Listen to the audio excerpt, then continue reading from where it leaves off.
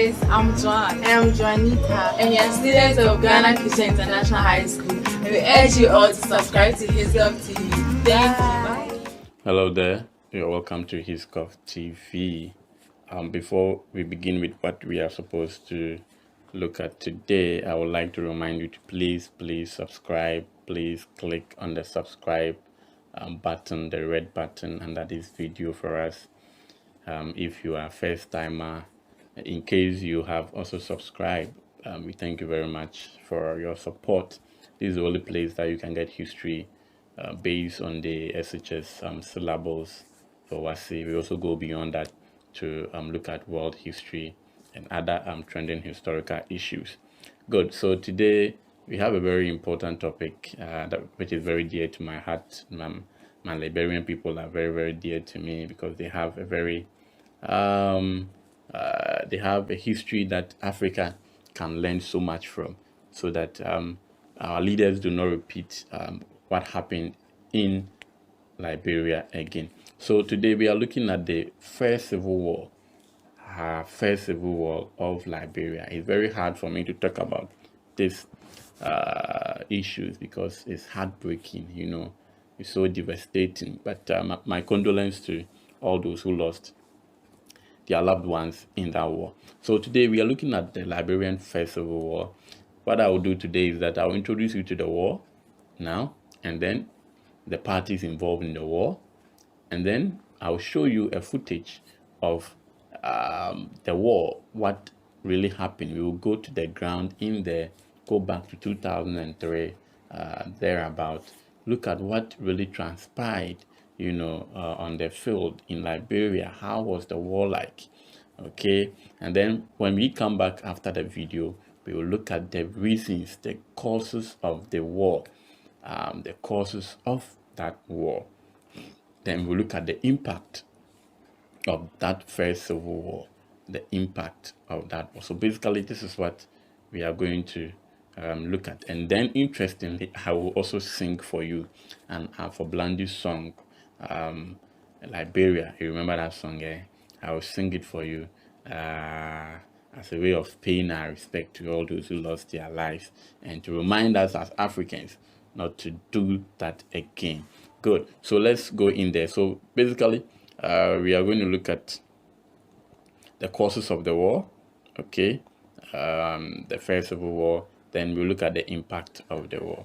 So without wasting much time, let's take a look at our lesson objectives for today.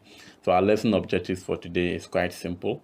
By the end of this lesson, you should be able to outline the causes, the major causes of the First Civil War that was fought in Liberia, which was, it occurred between 1989 to 1997. So what were some of the major causes of the war, so that we do not repeat the same mistakes again?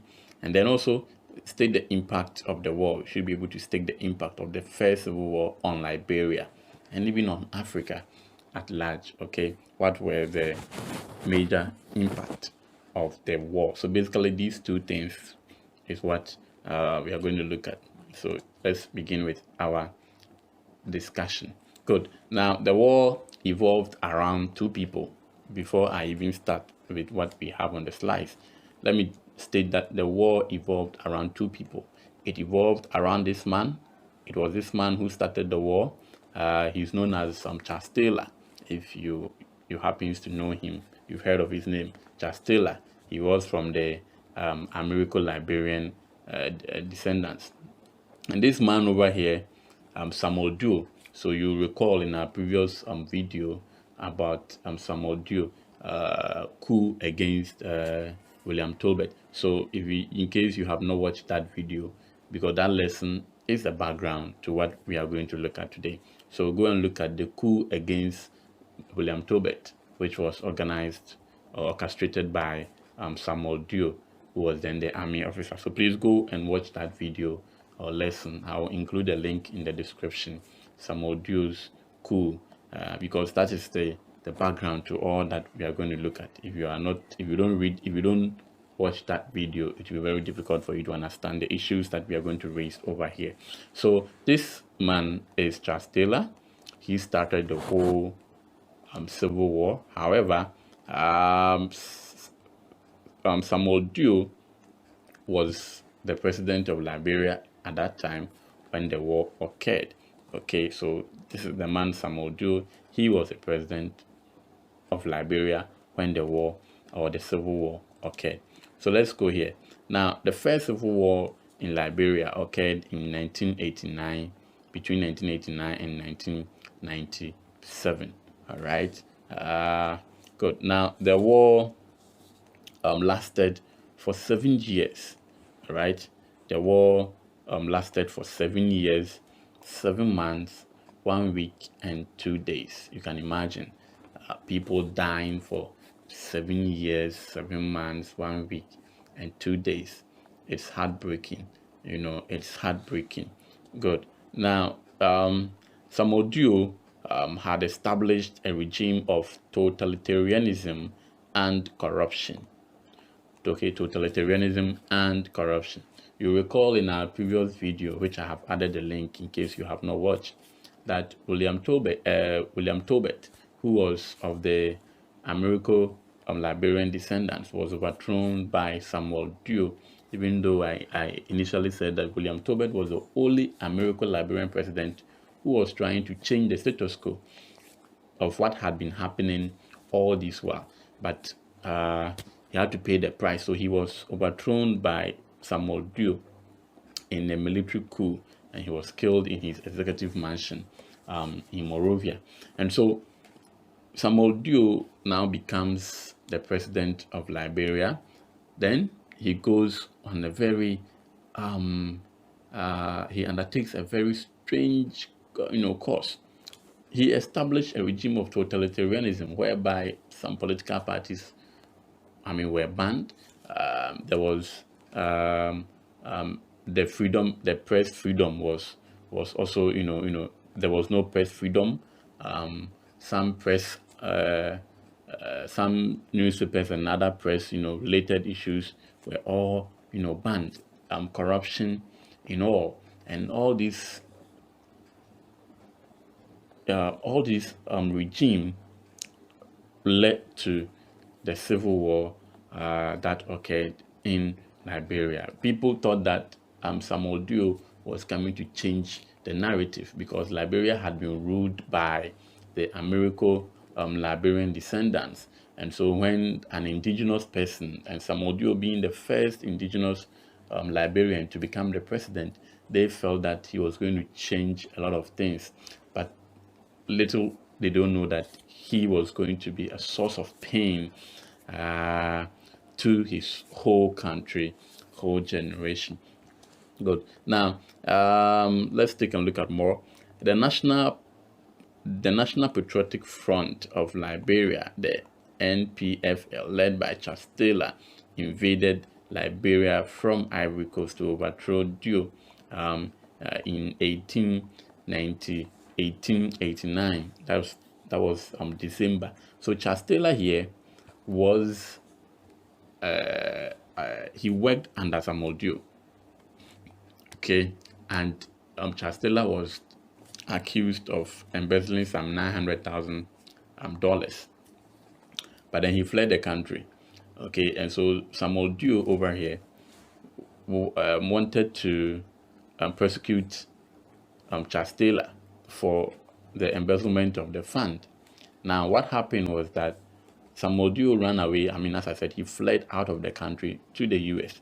He was caught in the U.S. and then he was imprisoned in the U.S. in a prison in Massachusetts.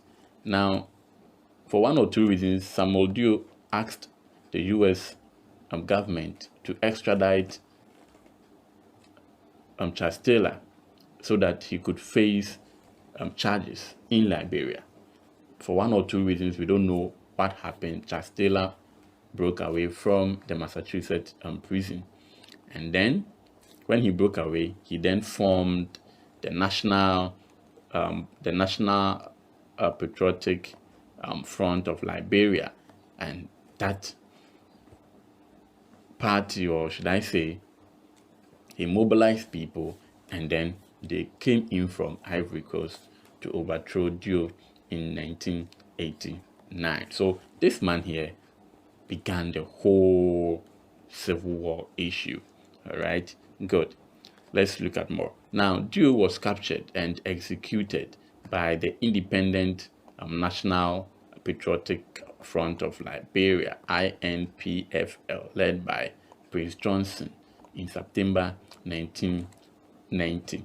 So, Prince Johnson was also part of Charles Taylor's National Patriotic Front of Liberia. He was part, but there was a split.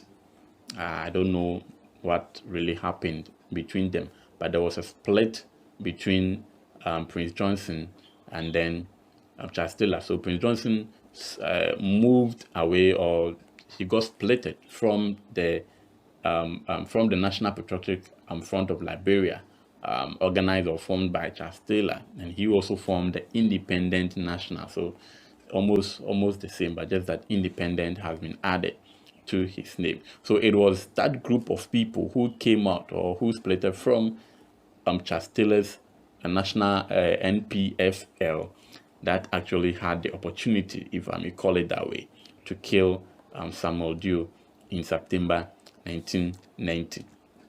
So now, when that splitted group, that splitted group, the INPFL, killed Samuel Doe, what then happened was that it now brought about some kind of war between the NPFL of Charles Taylor, NPFL of Charles Taylor, and the INPFL led by Prince Johnson.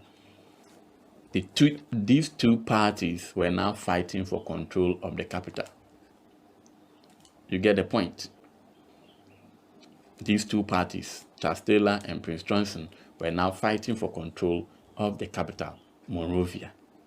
And I'm sure each of them wanted to be the president. Now, however, whilst these two now splitted parties were fighting for control of Monrovia, the capital was also defended by the Armed Forces of Liberia, because these armies are paid to protect the country, and therefore they will not sit down and watch a rebel group like the NPFL as well as the INPFL to take over Liberia or Monrovia. And so the armed forces also fought back the NPFL led by Charles Taylor and the INPFL led by Prince Johnson.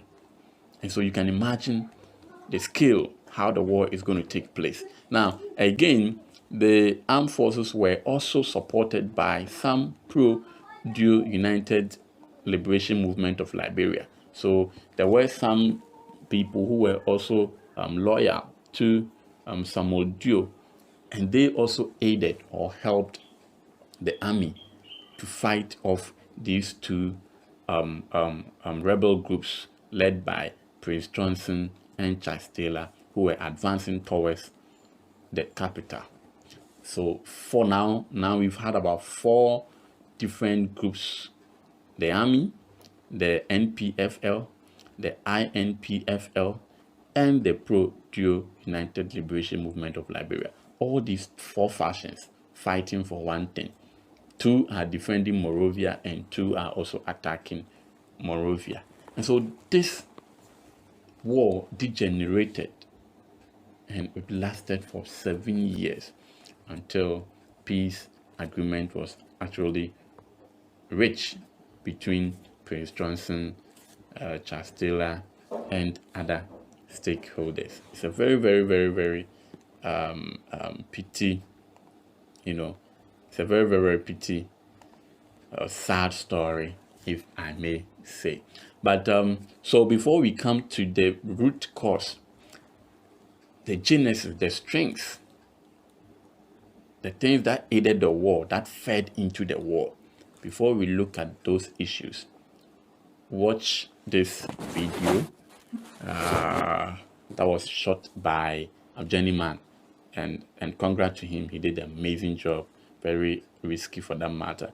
Watch the video or the footage of the Liberian Civil War, and then when we come back, I'll sing for you, the Alpha Blondy song, as well as we look at the root causes of the war, and that should guide us not to go back into that trajectory anymore. You are welcome back. I'm so emotional right now, especially watching the kid, the malnourished kid over there. I'm so emotional now. This shouldn't have happened to our beloved Liberia. We want peace in Liberia, peace in Monrovia. We want peace in Liberia, peace in Monrovia, 'cause Babylon shall not rise again. Babylon shall not rise again. Babylon shall not stand again. Babylon shall not stand again. No matter who wins, Liberia is crying. No matter who loses, Liberia is still crying. No matter who's right, they've got to stop the fight. No matter who's wrong, the devil is stronger. Calling on Jesus Christ to save an eye. We calling on Jesus Christ to save an eye.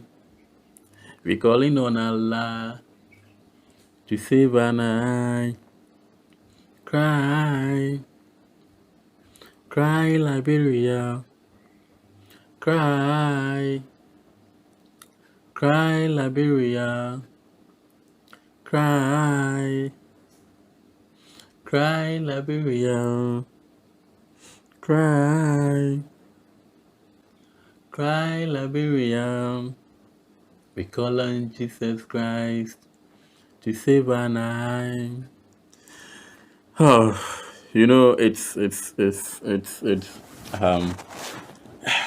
The Liberian story is just heartbreaking. After watching the video, I cried. Actually, I became emotional. I cried at a point after watching the whole video. It's sad. Look at the people in there. They were the youth, people who could work with their strength to bring about development in the country. And look at what they were into. Drugs, child soldiers everywhere. Just,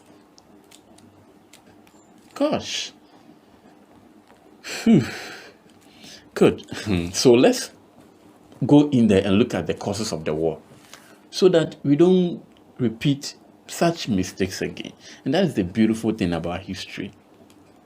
So that our leaders would not repeat such a mistake again.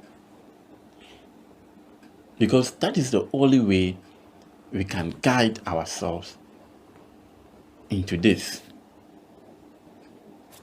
Let's look at the first causes of this war. By the way, there was a woman who was praying in the video, and the woman said the cause of the war God had revealed to him because the leaders were actually, they were visiting different gods and all of that. That's the religious part. But let's take a look at the war. See, the war, first cause of the war, the major cause of the war has to do with tribalism. Tribalism. When America, when Liberia had independence somewhere in the 19th century, for over 130 years, in our previous video, we established that no indigenous person had ruled Liberia or had become a president of Liberia since their independence, and they had been ruled by the American Liberian descendants for almost 133 years. So there was a crave by the local indigenes, because they were in the majority, the indigenous ethnic groups, the Kran, the Geo, the Mano and Co. They were in the majority. So there was a crave among these ethnic groups or tribals, ethnic group, I don't use the word tribal, ethnic groups, for an indigenous person to also become a president.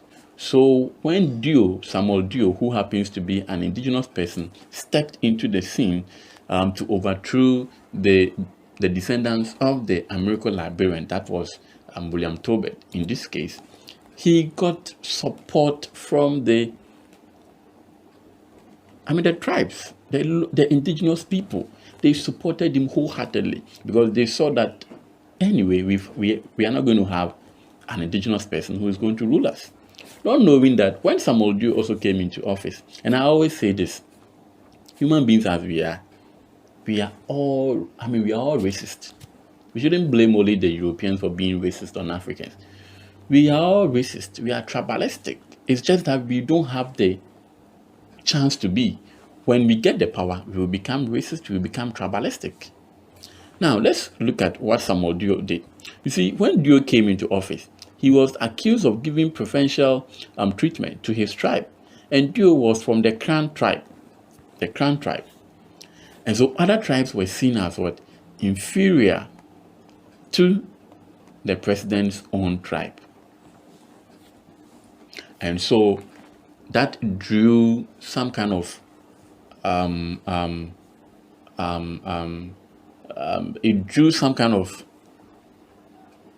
hurt, pain to the other tribes, the Manos and Co. Because the sitting president, Doe, whom they supported, was now being tribalistic.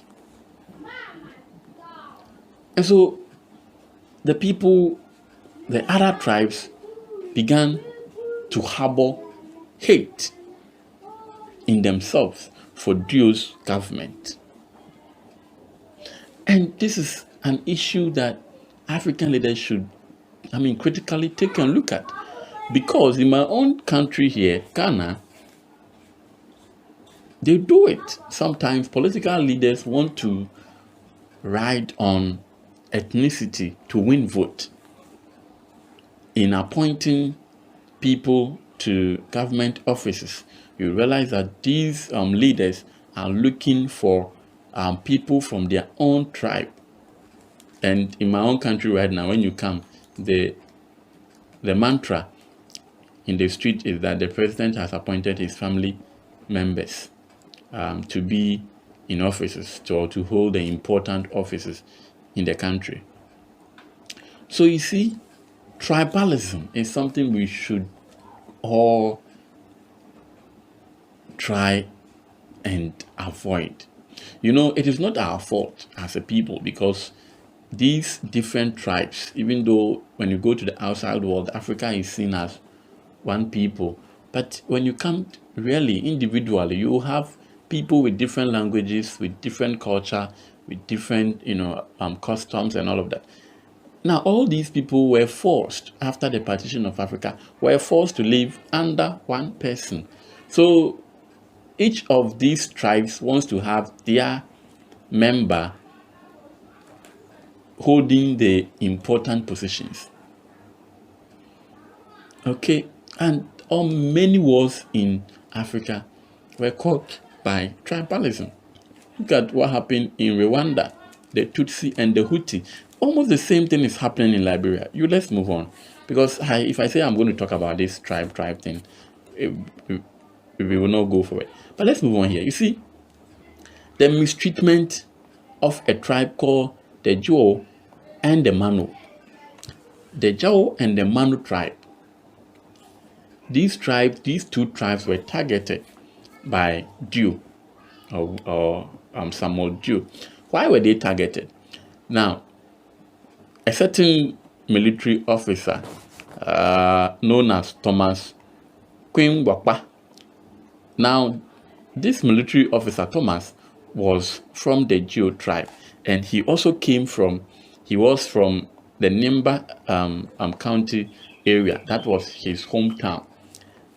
Thomas tried to overthrow Doe in a failed coup, and so he was captured and killed. by Doe and his soldiers. So after that coup, what happened was that Doe sent military to that Nimba area there, the Nimba County, where Thomas come from, his hometown. He sent an army there to go and punish all the people who were living in the Nimba County area because Doe charged them with treason. He charged them with treason because of what Thomas had done. And the tribes that were mainly found in the Nimba area were the Mano tribe and the Joe tribe. So the army retaliated against the whole population who were living in the Nimba area. And then about 3,000 people are recorded to have been killed by Jew around a church or so, somewhere around the Nimba County area there. And why do you think Joe would do Samuel Doe would do all of this? Because of his tribalistic nature, tribalism. And so you can imagine if you were from the Mano and then the Geo tribe or Jao tribe, how would you have done?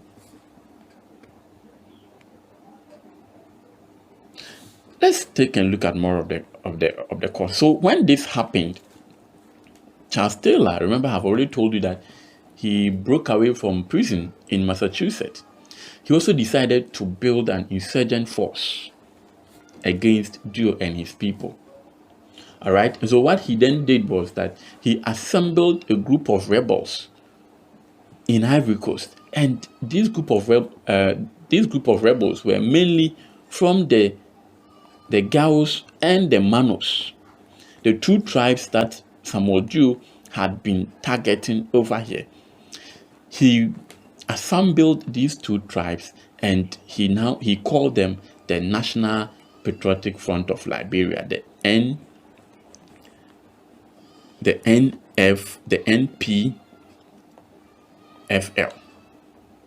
And what they did was that they invaded the Nimba area on 24th December 1989. So Charles Taylor and the rebels, who were mainly the Manos and the Gaos, they invaded the Nimba area on December 24th, eve of December. And it's interesting how most of the army, the military coups happen in December, like Christmas. I don't know whether they just want to show people that Christmas. I don't know, but in Ghana, for instance, the December 1874 something, the Rolling School also happened somewhere in December when we are supposed to be celebrating the birth of Christ.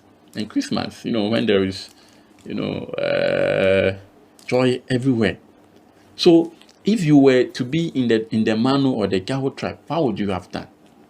So it is not surprising that these Gaos and Manos would actually join Charles Taylor to fight against Doe and the military, because they have no option than to do so.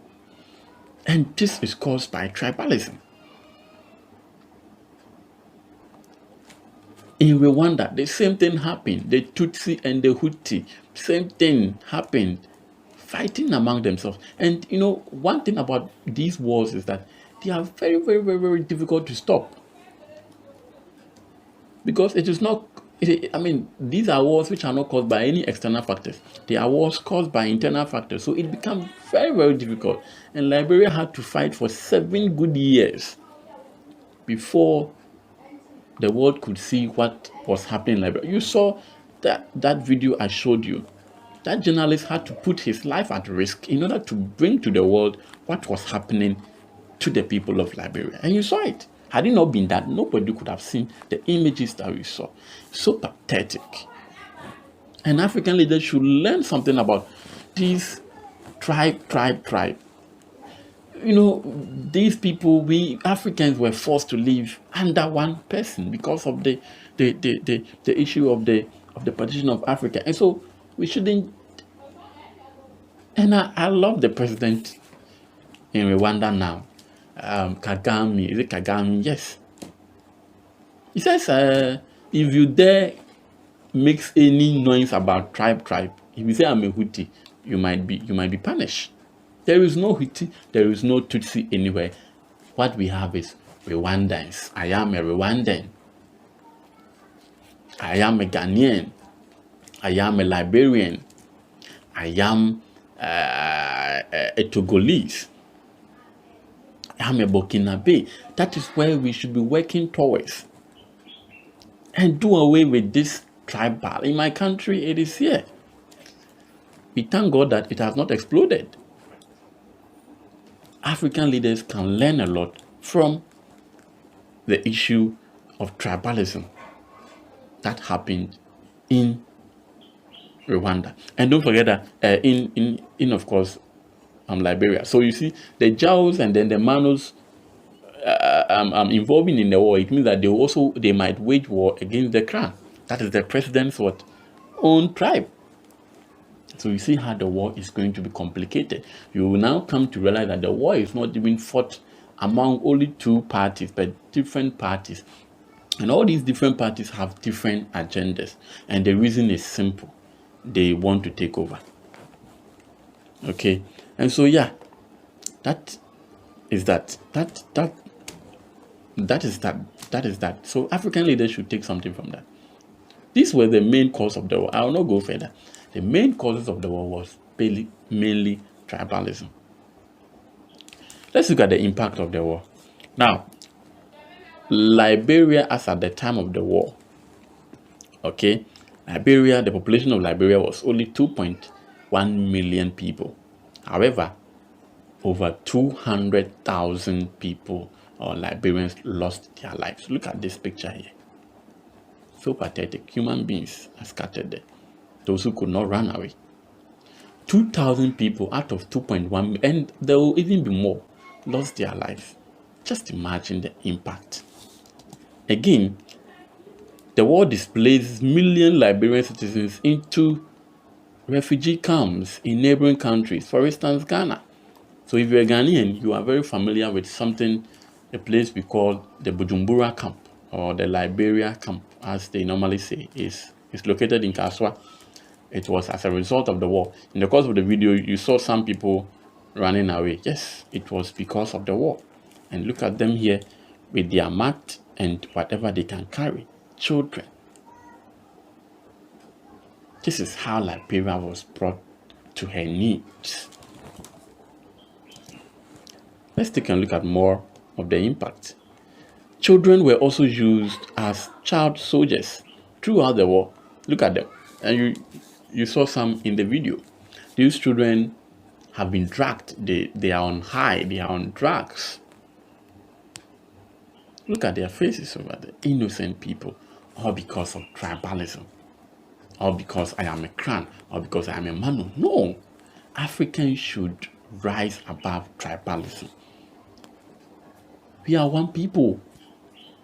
Yes, we've had, bad experiences from the Europeans, merging us, forcefully putting us under one, ruler and all of that. Yes, but we should come to a point where we understand that, yes, that has happened. But if we have to ride on that, we are going to cause mess to our country. Look at them, child soldiers. Apart from that, infrastructures were destroyed. Viable economic infrastructures were destroyed. Now, look at this building here. It's a defense building. The Liberian Defense Building over here. Do you know how much it cost for them to build this? And now I'm even sure the new one they might have built is not even better than this. But because the forces of Charles Taylor, Prince Johnson, the various ethnic groups, tribal groups coming in there, all marching towards or fighting against the military, this is what will happen.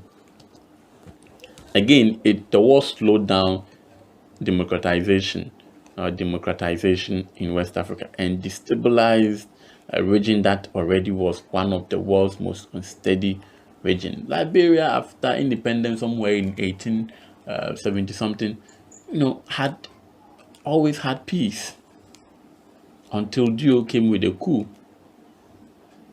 Nothing had happened in Liberia for over 133 years that they were ruled by the American Liberians. But all of a sudden, just look at how, because of what had happened for the 133 years, look at how it all exploded. Like boom, like wildfire. This is a lesson to every one of us.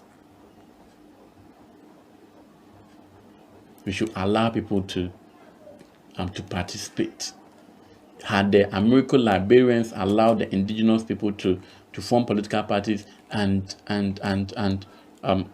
engage in election, all this wouldn't have happened. Okay, had Samuel Doe also, go beyond tribalism and unite the people, this wouldn't have happened. So there are so many things we can learn from